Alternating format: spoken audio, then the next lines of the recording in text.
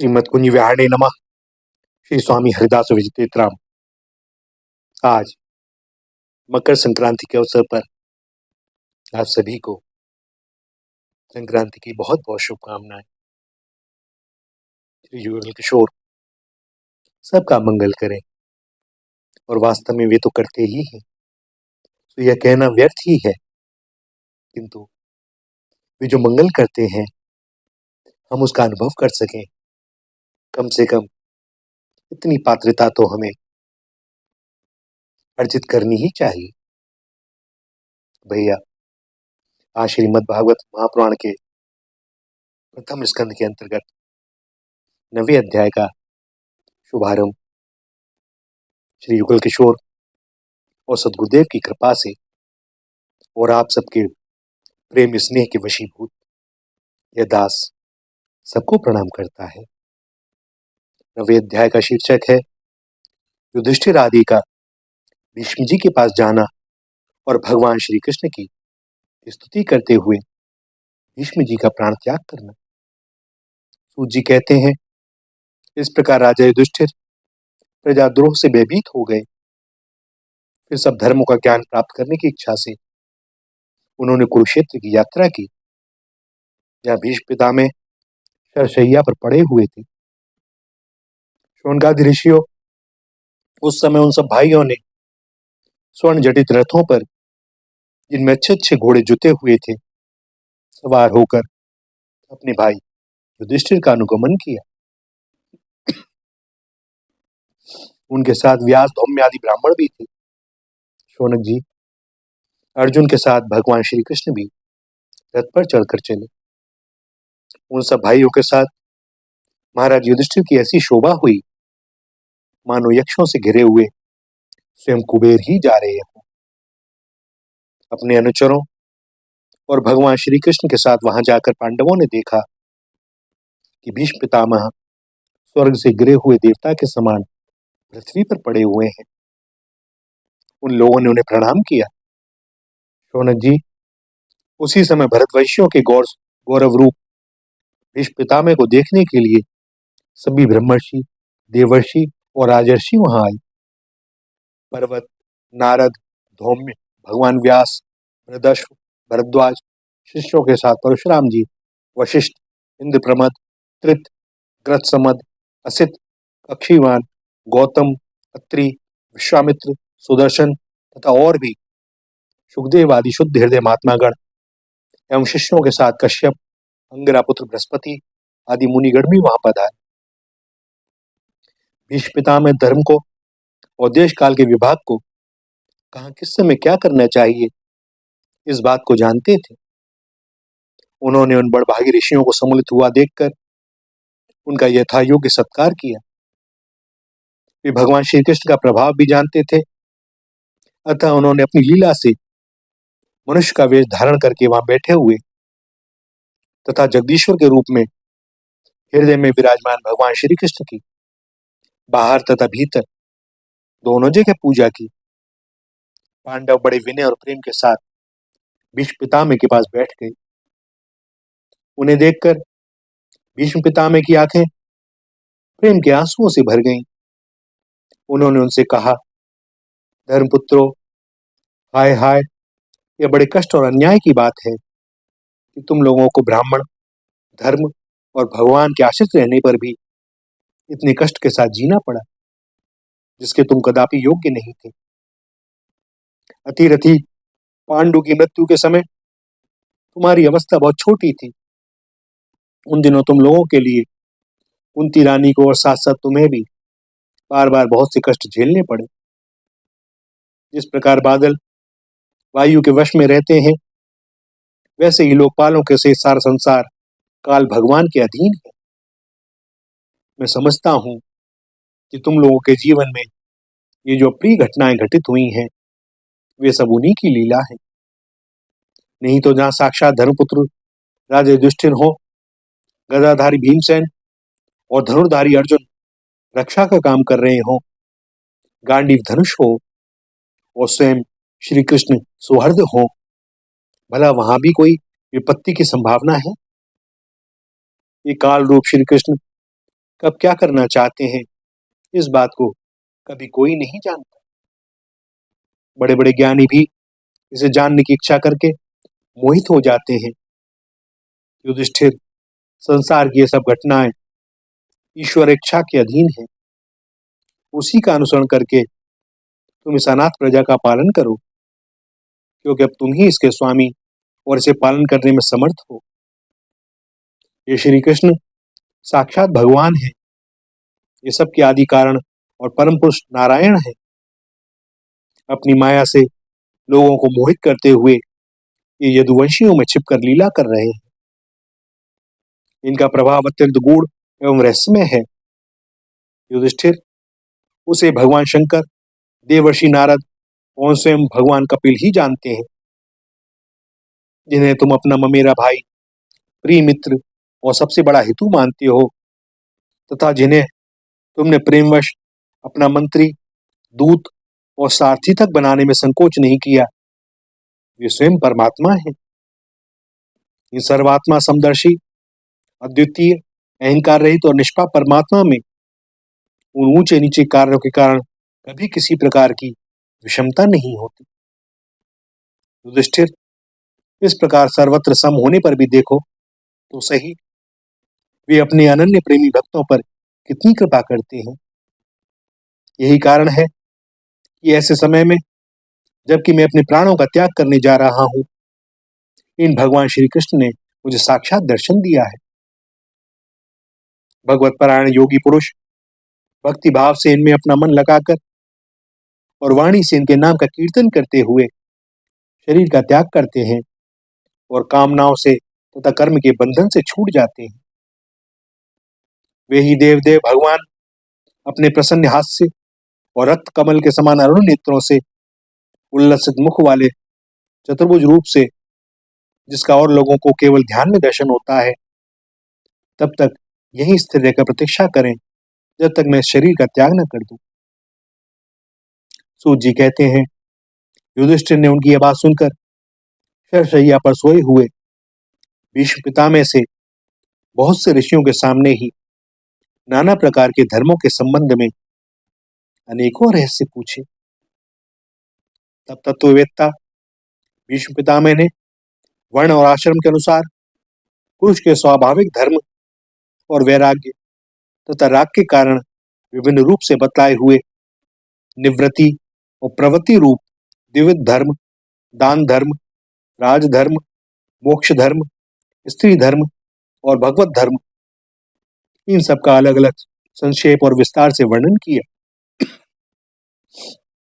शौनक जी, इनके साथ ही धर्म, अर्थ, काम और मोक्ष, इन चारों पुरुषार्थों का तथा इनकी प्राप्ति के साधनों का अनेक उपाख्यान और इतिहास सुनाते हुए विभागशः वर्णन किया। भीष्म पितामह इस प्रकार धर्म का प्रवचन कर ही रहे थे कि वह उत्तरायण का समय आ पहुंचा, जिसे मृत्यु को अपने अधीन रखने वाले भगवत परायण योगी लोग चाहा करते हैं। उस समय हजारों रथियों के नेता भीष्म पितामह ने वाणी का संयम करके मन को सब ओर से हटाकर अपने सामने स्थित आदि पुरुष भगवान श्री कृष्ण में लगा दिया। भगवान श्री कृष्ण के सुंदर चतुर्भुज विग्रह पर उस समय पीतांबर फहरा रहा था। भीष्म जी की आंखें उसी पर एकटक लग गई। उनको शस्त्रों की चोट से जो पीड़ा हो रही थी, वह तो भगवान के दर्शन मात्र से ही तुरंत दूर हो गई, तथा भगवान की विशुद्ध धारणा से उनके जो कुछ अशुभ शेष थे, वे सभी नष्ट हो गए। अब शरीर छोड़ने के समय उन्होंने अपनी समस्त इंद्रियों के वृत्ति विलास को रोक दिया और बड़े प्रेम से भगवान की स्तुति की। भीष्म जी ने कहा, अब मृत्यु के समय मैं अपनी यह बुद्धि, जो अनेक प्रकार के साधनों का अनुष्ठान करने से अत्यंत शुद्ध एवं कामना रहित हो गई है, यदुवंश शिरोमणि अनंत भगवान श्री कृष्ण के चरणों में समर्पित करता हूं, जो सदा सर्वदा अपने आनंदमय स्वरूप में स्थिर रहते हुए ही कभी विहार करने की, लीला करने की इच्छा से प्रकृति को स्वीकार कर लेते हैं, जिससे यह षष्ठी परंपरा चलती है, जिनका शरीर त्रिभुवन सुंदर एवं श्याम तमाल के समान सांवला है, जिस पर सूर्य रश्मियों के समान श्रेष्ठ पीतांबर लहराता रहता है और कमल सदृश मुख पर घुंघराली अलकें लटकती रहती हैं, उन अर्जुन सखा श्री कृष्ण में मेरी निष्कपट प्रीति हो। मुझे युद्ध के समय की उनकी वह विलक्षण छवि याद है। उनके मुख पर लहराते हुए घुंघराले बाल घोड़ों की टाप से की धूल से मटमैले हो गए थे और पसीने की छोटी छोटी बूंदें शोभायमान हो रही थी। मैं अपने तीखे बाणों से उनकी त्वचा को बींध रहा था। उन सुंदर कवच मंडित भगवान श्री कृष्ण के प्रति मेरा शरीर, अंतःकरण और आत्मा समर्पित हो जाए। अपने मित्र अर्जुन की बात सुनकर जो तुरंत ही पांडव सेना और कौरव सेना के बीच में अपना रथ ले आए और वहां स्थित होकर जिन्होंने अपनी दृष्टि से ही शत्रु पक्ष के सैनिकों की आयु छीन ली, उन पार्थ सखा भगवान श्री कृष्ण में मेरी परम प्रीति हो। अर्जुन ने जब दूर से कौरवों की सेना के मुखिया हम लोगों को देखा, तब पाप समझकर वह अपने स्वजनों के वध से विमुख हो गया। उस समय जिन्होंने गीता के रूप में आत्मविद्या का उपदेश करके उसके सामयिक अज्ञान का नाश कर दिया, उन परम पुरुष भगवान श्री कृष्ण के चरणों में मेरी प्रीति बनी रहे। मैंने प्रतिज्ञा कर ली थी कि मैं श्री कृष्ण को शस्त्र ग्रहण कराकर छोड़ूंगा। उसे सत्य एवं ऊंची करने के लिए उन्होंने अपनी शस्त्र ग्रहण न करने की प्रतिज्ञा तोड़ दी। उस समय वे रथ से नीचे कूद पड़े और सिंह जैसे हाथी को मारने के लिए उस पर टूट पड़ता है, वैसे ही रथ का पहिया लेकर मुझ पर झपट पड़े।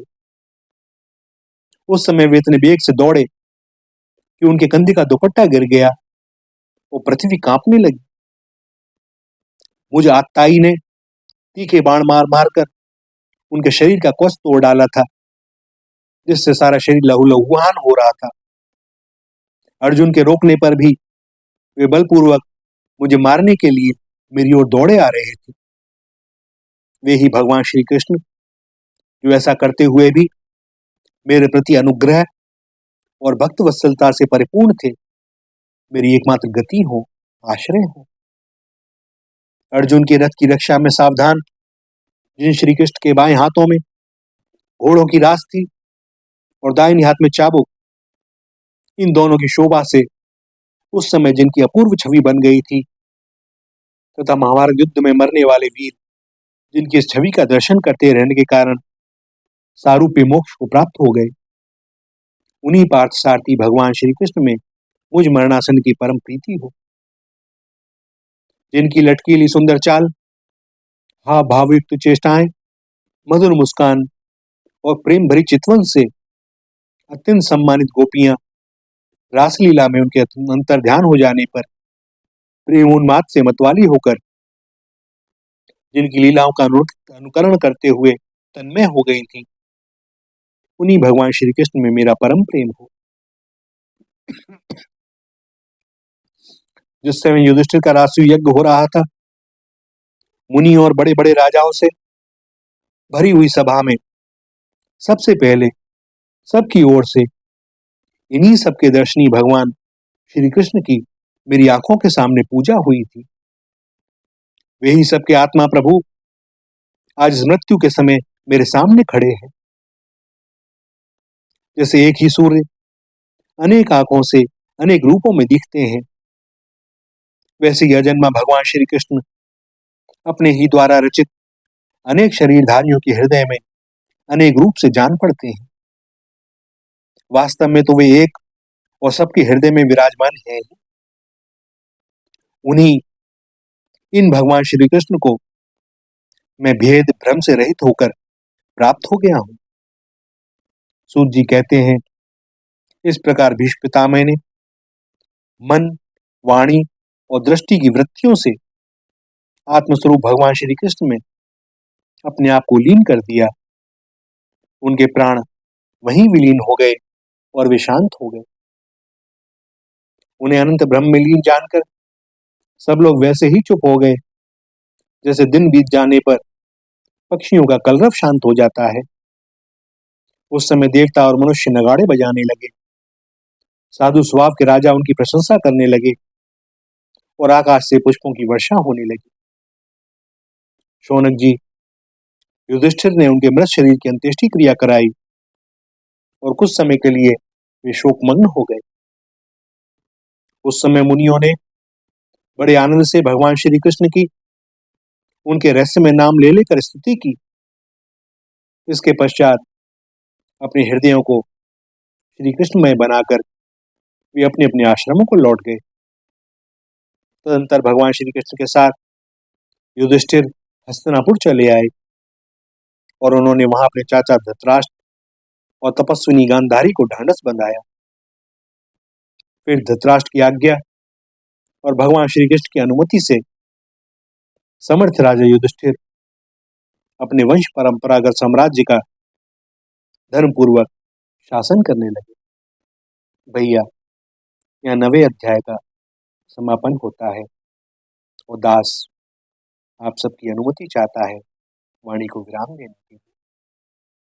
श्री राधा, श्री राधा, श्री राधा।